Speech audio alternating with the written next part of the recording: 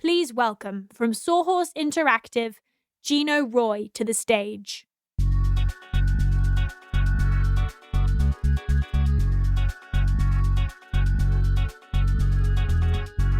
What are we doing?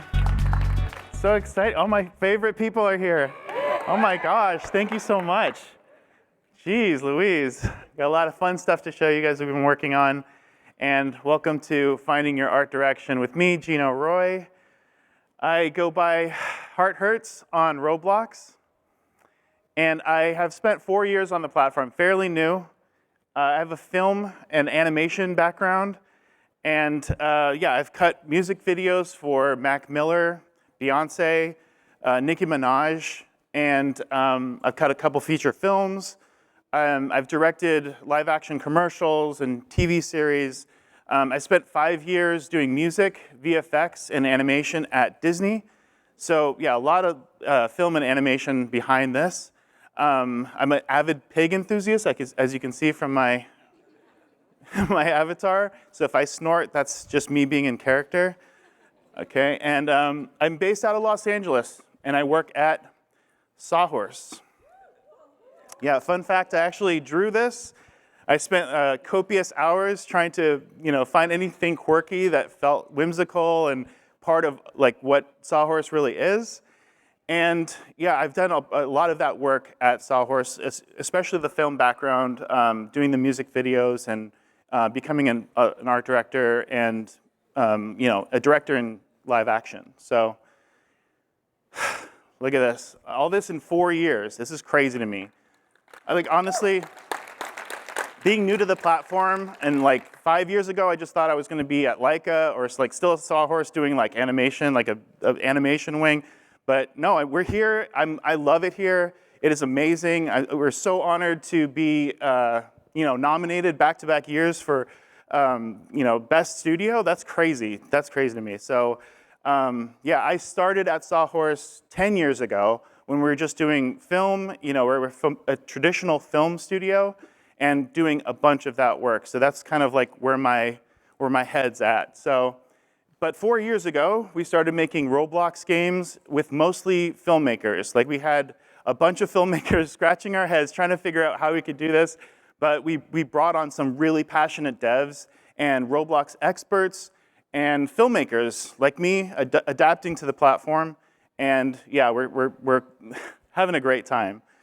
So our other main art director, who's also a filmmaker, is Jessica Weiss-Thomas. She works out of Alaska. We're a completely remote interactive team. So she works in Alaska. She just had a baby. She's like crazy talented. I'm constantly inspired by her. But yeah, we do a lot of branded content, branded experiences. This is something that Sawhorse has done for even before interactive. We did a lot of branded content, so we're very familiar with telling brand stories, and it's really passionate. We're really passionate about telling those stories in the right way. So I didn't think I was going to be here, but I feel like I've trained my entire life for this. From building blocks to Legos, coloring books, Etch-a-Sketch, and now as a profession, after all of this training, I'm still drawing sketches and playing with blocks. That was my dad, by the way. He's a fine artist. He's incredibly talented. And today I'm here to teach you a little bit about my process and some of the tools that I use every day to accomplish them. And first we'll talk about concept art, next building a world, then lighting, and lastly color. And why these four exactly? Well, they're very powerful when you use them correctly, but when they're often skipped and left to chance. So I learned concept art and storyboarding working at Disney. So I'm going to impart a couple of things I've learned along the way, exploring visual concepts, learning how to take time to save time, and digging into the details. And this is a concept art I did in Photoshop. It's a digital painting for Walmart Discovered, and really enjoyed doing it. We were exploring like a box cubic theme, so that's where you'll find a lot of cubic imagery. So going along with that, that was something we were exploring, that cubic imagery, exploring visual concepts. So what is that? It's when you take a motif, which is a repeating pattern to inform your style that reinforces your story. So for a project that we did for Sol de Janeiro, which is a beauty and skincare brand, I studied the Brazilian architecture of Rio and noticed a lot of similar shapes to the product in their architecture. And so I thought it would be a great visual concept to actually put the products everywhere you could see them, hide them in the city. So I thought that would be really great because you're constantly looking at the product and you're constantly thinking about the brand. So you have the Boom Boom cream, that's how you say it. It's not Bum Bum, it's Boom Boom. We have that in the windows, and we have the fragrance mist in the more narrow windows, and we just put them everywhere so you're constantly looking at the brand and it's constantly telling you that story. We did another big event for Kung Fu Panda. That was like one of the greatest things to work on. This was a tricky one because we had to start working on it before the movie came out, and we weren't allowed to see the movie more than once. So we had to like really dial it in and watch it one time and just pay attention to everything and just take it all in. So, but they eventually gave us assets, but we started with sketches because that's all I really had. We had the knowledge from watching the movie. I was going frame by frame in the trailer, just trying to get every single piece of authentic architecture and like every detail correct. So, starting with sketches is a great way to go. And that informed these pieces right here, which are beautiful. And we built a whole city out of these 3 buildings, and it just looked amazing. But we started way before we had the assets. We got sketches done, and we were able to, in the sketches, point out different details we wanted to get exactly right, like this curling arm and like the sign, getting the right angles and everything is really important. So start with sketches. And this is something you can do in Photoshop, which I do. This was done in Illustrator. I like doing stuff with architecture in Illustrator because you can copy and paste the different shapes and it just feels a little bit more clean to me. But you can do this on like a sketch, like a piece of paper, like on the back of a cocktail napkin. It's all about communicating the idea to your team. So speaking of saving time, in Sol de Janeiro, we got approvals for gameplay simply by showing an overhead map. And this is great for saving time because it's a lot easier to redraw a map than it is to undo your city that you just created. And you can do a lot of time-saving steps just by erasing and redrawing. So you don't have to change anything when you're building. This is from Sol de Janeiro again. So raise your hand if you look for reference images online. Of course, yeah, everyone does. I do the same, but sometimes it's hard to find the right images, and sometimes when you do find them, it's not 100% accurate of like what you want it to be. It could be like the wrong color, or it could be just the style a little bit, and that room of error is difficult because sometimes the artists that you show it to run off in the direction you don't want them to. So it takes time off of revisions just by drawing your own reference images. So yeah, keep doing those sketches, create these like concept pieces. When you do something like this, you can really inform your entire team what you expect out of the colors and the shapes. In Crash Faster, it's a band by Morgan Tucker, his band, you probably know him. I illustrated every character, every prop, and every environment to show exactly what I wanted them to look like. So if I'm painting like this, like a tonal piece, I'll do it in Photoshop just so I can get like that painterly quality. But you can use anything free like Procreate. And for Kingship Islands, we received illustrations from the artists on their team, which was awesome. I'm constantly inspired by other artists, and especially my wonderful team. So we dug into the details of each drawing, the colors, the shapes, and really brought it to life. This whole building was my first model in a Blender. So I use Cinema 4D, but the Blender workflow in Roblox is pretty seamless. So for the next chapter, we'll be talking about building a world, from gray boxing to finding the scale, then building from the player's POV, and finally adding a piece of you. And this is from Fenty Beauty Skin Experience. That was the cream room, really beautiful. So there are 4 stages of a project. The first is concept art. The next is gray box. Then the art build. And then the finished map. And now the first 2 stages are often skipped. And you don't really need to do them, but if you do, you can take your project to the next level. And honestly, when we started this, we did very little of the first 2, and we eventually did this more and more as our projects got bigger, and it just helped out immensely. So let's dig into the details of what a gray box is. Gray boxing is a simplified look at your map, your world, everything in it as gray boxes. This helps you identify locations and objects in your world. It lets you play your game and see if it actually works before your scene is built, so you can make decisions on, do you need to move things around on the fly?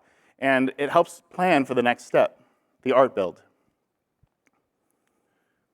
So you build your gray box, and you created your world in gray. Now you can think about the details that you might need in the scene and start replacing those gray boxes and what they represent. So these images from Kung Fu Panda really shows how we went from gray box to the final. Now, can you see all the gray boxes and what they represented and how it kind of moved forward to the next step? And then once you have your gray box, really test it out. Scaling your experience will really help playability and increase playtime, which is always great. So think to yourself, where are my main gameplay areas? These are what I call landmarks. How many landmarks do we have? And how long does it take to get from one to the other? Because you don't want people to lose interest or get lost. So put yourself in their shoes. So when you're building, when you finally are moving props into your scene and you're actually building your scene, it's important to put yourself in your player's POV, in their point of view.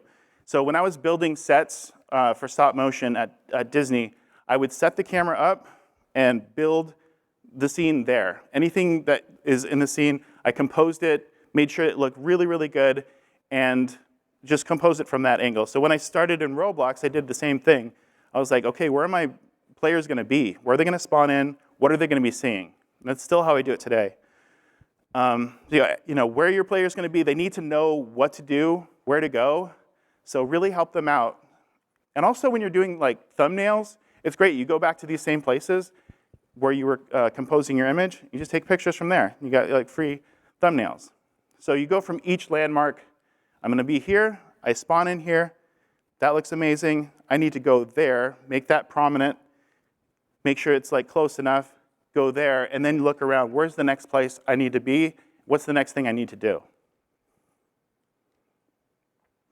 So in the world of branded experiences, and yes, we do a lot of them, but I love them. They're just amazing to work with, products and brands and filmmakers, finally, that you look up to.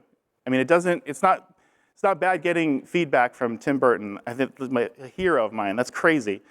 So yeah, really loved working on that. But yeah, we do a lot of branded things, and sometimes you have a property that you need to expand out into an entire world. So it's on the art director and the team to figure out what is all of this land. You have to put your spin on a lot of things because you have to make it up. There's a tree, but what kind of tree? There's a building, but what kind of building? So this is where you can put your own style on it. So think back on your life. What kind of things excite you? These are parts of you. This is part of your style. So adding a piece of you is important because it makes your work really stand out from the rest. And also, it's your style. No one else can do your style.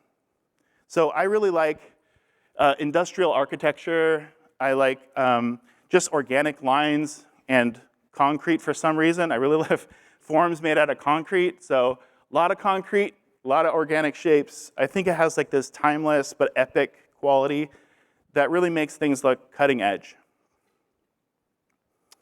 Lighting. Everything is lighting, just letting you know. Lighting is my freaking favorite, sorry.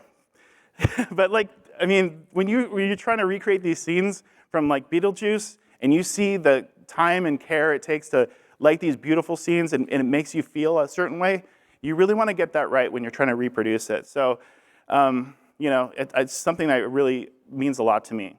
In this section, we'll go through everything that revolves around lighting, storytelling with lighting, the power of lights, cinematic lighting, and my favorite lighting tricks. So storytelling with light. How do you want the players to feel throughout the game? It's not just, you can view it as just a game, but you're taking your players on a journey. So it could have a beginning, a middle, and an end. And you have to treat each location as like a scene in a movie. That's what I do. So if they spawn in, that's like the first scene in the movie, and then you move them along on the path. So you have them feel a certain way at the beginning and a certain way at the end, and you kind of take them through this whole journey. So how can you do that with lights? You can have each of the places, each of these landmarks have a different feel. Take all of your levels, make them progress in a different way with lighting. So look at the image at the top from Fenty. That has a certain mood, so an enticing kind of magical, romantic feel. And that's a little bit different from what you look at when you see the rainforest on the right for Sol de Janeiro. It's like these different scenes in a movie, and that contrasted with these like iconic shots from Beetlejuice on the bottom that I just loved making. This is the waiting room, and then you have this cavernous area that was in the first movie, and everything just had to be right, but that mood had to be there as well from the movie. So you're creating these moods and these emotions. Now let's talk about the power of light. Light can instantly give the player context, like instantly. You know what time of day it is. You set the tone, you add the drama. It can guide your way and help direct the focus of your player. It also can make an ordinary scene look epic. Now look at these two pictures. The only difference is me turning off the lights and turning them back on. So I just turned off all of the lights I put into the scene, and it's drastically different. And without form, and then you have everything on the bottom, right? So you can tell just by the lights, what time of day it is, and you kind of feel like I need to get from this point to that point. So you have gameplay just baked in with just the lighting. Cinematic lighting is not required for every game. A lot of Roblox games don't need it. But this is how I view anything when I'm making it. I come from the film background, so as soon as I think about how could this look, this is where my brain goes. So cinematic lighting is making your scene look like a movie. And how do you achieve this if you want to? Add depth with your atmosphere settings and really separate the background from the foreground, which is something like doing with a film camera with those settings. You can even use the depth of field effect. Those are just really easy ones to get in, but I love using the sun rays to create this soft gradation. And that was one of the first things oh, that really looks like a movie. When you put a sunset back there and it really blends all the colors together, like in Elton John right there, it just casts this gradient. So it makes your flat colors look like a little bit more blended into the scene. And it's a great way to start doing this, if you haven't done it before and you want to, is take a still from a scene in a movie that you love and just analyze it. Where's the light? What's the tone of it? Put it side by side in your studio and just kind of try to match the lighting, the direction of the lighting, pay attention to where the shadows are, how they're treating the color, and just try to match it. Put those colors in it, and that's a great way to start. But when you're working with source material like Stranger Things, you can really analyze how they're doing it and really try to match it. That was a really fun project to work on. So cinematic lighting is also trying to produce a natural light. And that's something that I've learned here at Sawhorse, doing actual filming on sets. Sometimes you have to manipulate your lighting with film lights. Sometimes you have to shoot something in the dead of night, and it has to look like it's the afternoon. So you have to make this look natural with very unnatural sources. So one way to make your lights in Roblox look natural is by simulating global illumination. So what is global illumination? This is when a light is coming in and hits something, and it bounces and scatters across the surface. So how you can put this into practice is, see the picture here on the left? This is just one light coming through the window, straight in. But if you see on the right here, I've placed a couple of lights, one on the floor, so it comes in, hits the floor, you put the light on the floor, and it comes in and also bounces off the wall, so I put another light on the wall. Now, don't just quadruple all of your lights and think that's gonna solve everything. It actually might work horribly against you, and it also will crash your game, so don't do that. It's not good for optimization, it's not good for anything. So this was something big. This is a big room. This had a stained glass wall, light coming through. So if you hit that one element, if you do global illumination on this wall and the ground over here, it makes everything else look way more natural. So just pick a couple of different places you do this. That's important, that you want people to look at. Lighting an interior is sometimes a challenge when you have many objects in your scene. This is one of my favorite scenes in Beetlejuice that I worked on, and it's the boiler room. And when you have a lot of things in your room, things can get really dark and hard to light. So why don't you make it easy on yourself, remove the shadows from everything overhead or just anything around that area that might be blocking or creating a really, really dark room, and you're gonna see it really come to life and look great. So I use this plugin called the Celestial Body Dragger, and it helps you move your sun or moon with your mouse, which is great. And I was, for the longest time, I was just using the time of day and the geographic latitude and trying to dial it in. But now you can just use it with just dragging your mouse around. This Celestial Body Dragger by Maximum ADHD, such a brilliant plugin. The last section we're going to talk about is color. And we're going to talk about color and emotion, balancing light and color, and gameplay signals. My father is a fine artist, so I learned a lot of what I consider my color lessons from his oil paintings. Just looking at his oil paintings all day and just like, well, how did he do that? Why did he do that? And painters really pick their colors with emotional intention, and you can do that, with Roblox when you're creating a scene. So balancing light and color seems like an easy thing to do, but it's really, really not. You have to remember two things. Your skybox. Your skybox is huge. It affects every color in your scene. So in the photo from Elton John, at the top, you see that the sun is coming through and really giving all of this, the whole scene, like it's warming up the shadows.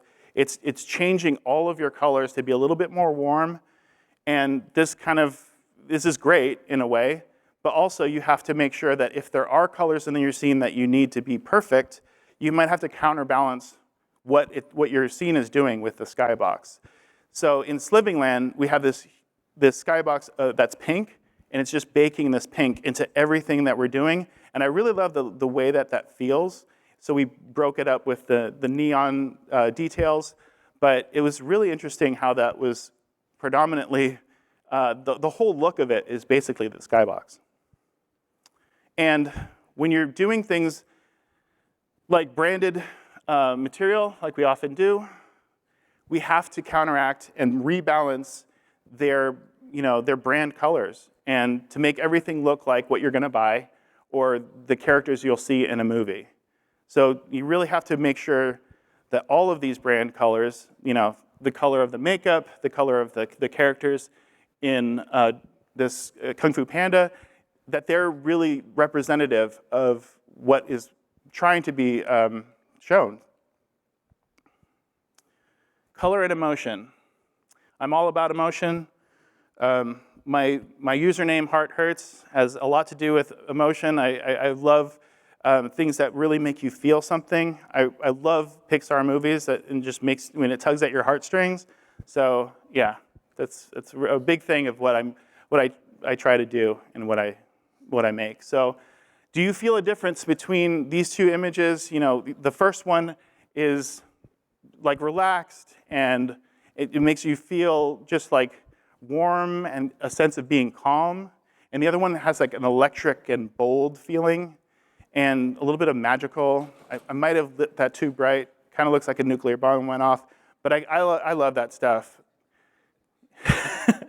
So all of these colors, everything that you see here, that makes you feel different ways. So a trick that I use if you want to make something a little softer and more relaxed, like the one on the left, is by limiting your color palette and try to choose a couple of different colors, less like 2 or 3. And you'll see that like it produces different effects. Sometimes if you have one color, it has like this really like very dramatic feel, but sometimes it calls for it. So try that out. So in the left, we have creams, brown, and pink. And I feel like my character standing in there is all aesthetic as well, with the pink popsicle and the boar's head that's brown. It's always good. Okay, lastly, color for gameplay. So this was a tricky one for me coming from film. So for this one, I was trying to do kind of like Sin City. I don't know if you kind of know that movie, but like it was going for like a bold, like comic look, and just like shoved a bunch of saturated lights in the scene. And you know, color for gameplay is imperative. It helps the player navigate your map, and it directs them where to go. But this is very tricky when you're trying to do something kind of freaky with the color to begin with. And you know, bright lights that are saturated, well, people will kind of look for cues when they're playing. And you know, if something's red or something's green or something's blue, sometimes that stuff means stuff to people, especially when you're coming from other games that do it so well. So you got to make sure that you're being cognizant of what colors that you're using. For Kingship Islands, I had all my whole style here. I was like, this looks so cool, man. The whole thing is perfect. And then we started gameplay testing, and people were like hopping around and like doing crazy stuff, and like they're avoiding different areas. They're like running into the bushes, and I'm like, this is obviously not what we want. We want you to collect these things on the ground. Why are you guys acting so weird? And they're like, well, that's obviously lava over there. Something's going to explode, or something's going to burn me, and I'm going to die. So I'm avoiding that, and I'm running into the bushes because I don't know why, but there's green over there. So you got to keep in mind all of this stuff affects them. You want to help the player as much as possible. Help them help you. Really help them play their game the way you want it to. So here's some takeaways from my art process. Remember to find those visual concepts while doing concept art. Sketch things out to save time. Build your world from the player's POV and add a special piece of you. Tell a cinematic story with lighting, and balance color and light for an emotional response. And these are just some of the many things that I've learned finding my art direction. And now it's time to find yours. So what direction will you go next? Thank you so much, and I'd love to answer some of your questions.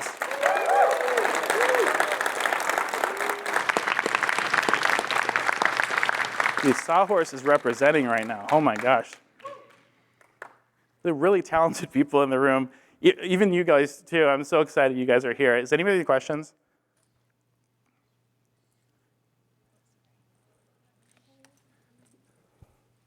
Nothing too technical, please. Hi. What made you make the switch from the animation industry to the video game industry? Those two guys right there. Oh yeah. They made me. No, like it was a big initiative over at Sawhorse. Like who we want to make these games. Who's passionate about gaming? And all of our hands went up. So it was really hard to see who was going to stick around to do post-production. But no, we're really strong on both ends now. We have a big post-production department that helps us with our gameplay as well. So once we have our entire project launching, we have the team in post-production creating all the promotional material for social, and it's really awesome. We just started doing like tutorials, video tutorials on how to play our game, which is super amazing. So I'm excited about that. But what made me, I love video games. I was actually traumatized by video games when I was little. My father, the fine artist, he didn't let me have a Nintendo or any gaming system until I was 18 years old. Wow. So now I'm making games for a living, Dad.